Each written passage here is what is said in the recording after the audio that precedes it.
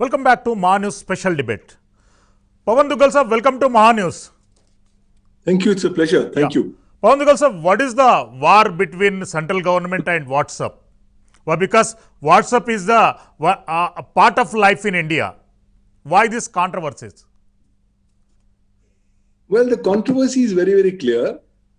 The controversy is whether WhatsApp wants to go ahead and comply with the Indian law or not.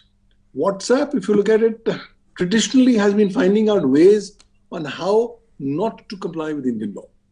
On top of it now, WhatsApp has quickly realized that the government of India has actually now come up with these IT rules 2021, which mandate various compliances to be made by WhatsApp. Now, WhatsApp has gone to the Delhi High Court saying, sir, lot of these compliances are in violation of people's right to privacy. Now, here's a classical case of doublespeak. This is the same company, WhatsApp, that was thrusting its amended privacy policy down the throats of Indian users without having any kind of a care or caution to the privacy of Indian users way back in January, February, March 2021. Yes. And now in May 2021, because they've realized that, look, it's going to be commercially harmful for them, therefore they want to now shoot their entire ammunition from the shoulder of the users, saying that the entire IT rules 2021 are going to violate the privacy of the users. What they're effectively not telling the courts or the people at large is that the government of India is a sovereign government. It has got all the powers to go ahead and perform its sovereign duties for the sovereign governance of the country. So if some cyber criminal uses WhatsApp for the purposes of committing a cyber crime, can we say that both the cyber criminal and WhatsApp have a license that they can continue to hide from the Indian government or Indian law enforcement agencies, and that WhatsApp will not provide information about the said cyber criminal activities to the concerned governmental agencies? Now, WhatsApp is trying to say that, look, the government wants to go ahead and target the privacy of each and every Indian users. Yeah. Nothing can be farther than the truth. Pawan Dugal sir, I am very sorry to interrupt you. As per my knowledge, WhatsApp is taking the PL of the Justice case, Puttaswamy's case for their pleading. How it is differing? See, Justice Puttaswamy's case says that we all have a fundamental right to privacy, because the Supreme Court has read the right to privacy as part of the fundamental right of life under Article 21 of the Constitution. Now, that cannot be deprived except in accordance with procedure established by law. The IT rules 2021 are procedure established by law, because these rules have been actually initiated and gazetted under Section 87(1) and 87(2) of the Information Technology Act 2000, which is a special legislation. Yes. So what the rules are not saying that, look, the government will go after every WhatsApp user or every message identification origin will have to be determined by the government. The government is not saying that. The government is only saying if you're doing any illegal activity that contains to certain parameters that impacts the sovereignty, security, integrity of India, friendly relations with other nations, public order, decency, or to prevent the commission of any offense. On these parameters, if we find that somebody has initiated some message on the social media platform, then the social media platform intermediary can be directed to give only the identification of the origin details of such a message. The government is not even entitled under the IT rules to get the content of the said message. So they only would get an internet protocol address along with date and time, which then they will start using for purposes of further detection, investigation, and prosecution of cyber crimes. So I think the right to privacy is not an absolute one. It can be deprived in accordance with procedure established by law. And if the procedure established by law is ultimately aimed to go ahead and nab cyber criminals, then that procedure of law cannot be argued to be in violation of the right to privacy. Yes, WhatsApp is ventilating all this because it's a commercial issue that they want to potentially protect. They know that if the government will have access to their data, then they will have to come up with more compliance costs. They will have to get more people out there. They'll have to put more systems out there. What they're not realizing is that their technology of end-to-end encryption is not a license for people to commit cyber crimes. Similarly, WhatsApp is a mere service provider. It's an intermediary.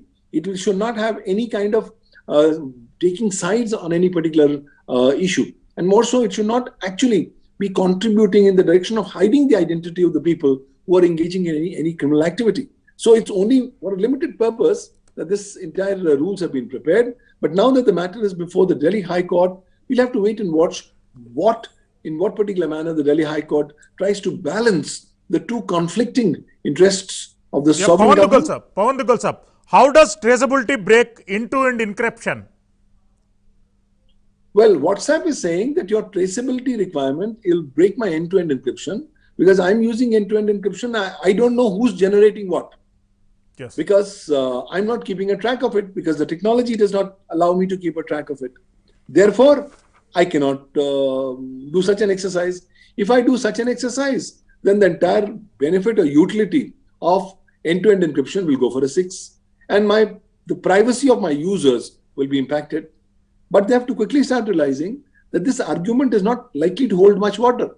If that is the case, then WhatsApp should become the haven and the go-to destination for all cyber criminals. But that's not the argument. And it's not the argument of WhatsApp that we are going to shield away cyber criminals from governmental authorities. The government is only saying, give us that information. And for that also, the government does not have absolute powers. The government will have to go to a court of competent jurisdiction. Alternatively, the government will have to go to the statutory authority under Section 69A of the Information Technology Act 2000. Those authorities or the courts of law will have to be satisfied that this is a fit case where such an order is required to be passed. Yes. Dugal sir, supplement to your answer, and how does traceability violate the human rights? How WhatsApp is taking the stand, it will be the violation of the human rights? See, please understand, we all have human rights. Yes. But the human rights do not include the right to commit cyber crimes. Yes. So if you are committing a cyber crime, you should not have any expectation that I will continue to argue that I have human rights and that the states or the law enforcement agencies can't come after me. It's only to prevent the misuse of cyberspace that this entire issue of detection, investigation, and prosecution of cyber crimes starts becoming very, very significant. So in this context, I don't see how traceability will impact human rights. Look, in any case, for all the millions of users who are using WhatsApp for legitimate purposes, they don't have to worry at all because they're not doing any activity which is illegal. If they're not even doing any activity which is illegal, where is the question of being afraid from the government because your activity is not in violation of the law? But yes, if you are doing something illegal and then you think you can hide behind the cloak of end-to-end encryption, I think that presumption needs to go. Your fundamental rights as a human being does not mean or does not even include the right to hide behind technology while you continue to perpetuate your illegal activities or criminal intentions. So I don't think there's a connection between traceability and human rights generally, because this traceability is not for the general population. The government of India is not profiling, is not following, monitoring each and every person and each and every message that's going on WhatsApp. It's only going to focus on those messages and only the origin of those messages which are going to be in violation of the law or which will be crimes under the prevailing law, whether it's the Information Technology Act 2000 or the Indian Penal Code. Yeah. Dugal sir, in the year 2018, we had one MOU executed between the WhatsApp and Government of India. Now, what is the problem with WhatsApp? Well, the problem with WhatsApp is that WhatsApp doesn't seem to be complying with Indian law. You look to the website of WhatsApp, it does not even give you an inkling on how it complies with the Information Technology Act 2000 and rules and regulations made thereunder. So WhatsApp cannot be above the process of law, right? So if you are an intermediary, if you're a service provider, the Information Technology Act is very clear. Whether you are physically located in India or not, the moment your services are available on computer systems or mobiles located within the territorial boundaries of India, you become amenable to the Indian cyber law and you are required to comply with the same. But WhatsApp does not comply with the same. WhatsApp wants to unilaterally come up with its amended privacy policy, which is in gross violation of the IT Act and the IT rules, and wants to put a gun on the temple of every Indian WhatsApp user, saying, you better well accept my amended privacy policy, otherwise please get out of my platform. Yes. Now, if that is the kind of a unilateral approach that WhatsApp is adopting, That approach is not warranted nor is supported by any legal frameworks in India. No wonder the Indian government has taken a very strong stand in this regard. Yes. Dugal sir, what is your final opinion on the crisis, whatever is going on now?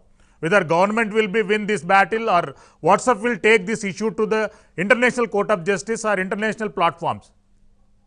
I don't think this matter is going to the international platform or the International Court of Justice, because at best it details or deals with elements pertaining to the national laws, the internal affairs of India. And that can only be adjudicated within the legal frameworks of the Indian ecosystem. Yes, they have a right to go and challenge the said rules, which they have done under the Delhi High Court. Now, if they are not satisfied with the judgment of the Delhi High Court, I would expect the concerned parties to move to the Supreme Court. And ultimately, Supreme Court should then give us a final determination on what this issue is. Look, here, this is not an adversarial litigation. Here, there is no adversarial interest against both the parties. Both the parties want to uphold the process of law. Both the parties want that the criminals should not misuse the law. But I think there's a difference in perception on how they are perceiving this particular route has to be potentially followed. And I don't think that there will be complete winners or complete losers. Maybe the judiciary may come up with a more blended, harmonized, golden balance approach of balancing both the conflicting interests of the sovereign government to have such kind of electronic information for detection, investigation, and prosecution of cyber crimes on the one hand, and also protecting the individual's rights, including the right of privacy in cyberspace. So therefore, all eyes will be on the courts on how they finally give an adjudication to this very contentious issue, because once this issue is decided, we don't want any service provider to raise a flag to say, look, this is in violation of privacy, and I will continue to violate the privacy of my users, but vis-a-vis fighting the government, I will stand up to become their saviors. Those kind of double-speak approaches will have to be given the go-by. Yes. And clearly, we will have to all contribute towards establishment of a robust, resilient, and safe cyberspace. Yeah. Thank you, Dugalji. Thanks for your valuable feedback. Maha News special debate lo chinna break. We'll be back soon. Keep watching Maha News.